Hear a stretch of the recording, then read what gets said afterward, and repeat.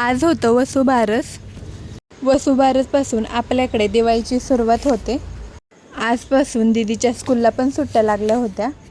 सकाळी अगोदर दीदीला ओवाळून घेतलं, त्यानंतर उठणं लावलं आणि व्हिडिओ घेत होते म्हणून तिनं असं तोंड केलं होतं. तिचं झाल्यानंतर बाळाला पण ओवाळून उठणं लावलं. त्यांचं काहीच नव्हतं, ते शांत बसले होते. त्यानंतर रात्री वसुबारसची पूजा करायची होती म्हणून अगोदर दिवे लावले. त्याच्यानंतर रांगोळी काढताना मध्येच लाईट गेली होती. थोड्या वेळानंतर लाईट आल्यावर रांगोळी काढली आणि पूजा करून घेतली. वसुबारस दिवशी गाय आणि वासरू या दोघांची पण पूजा करतात.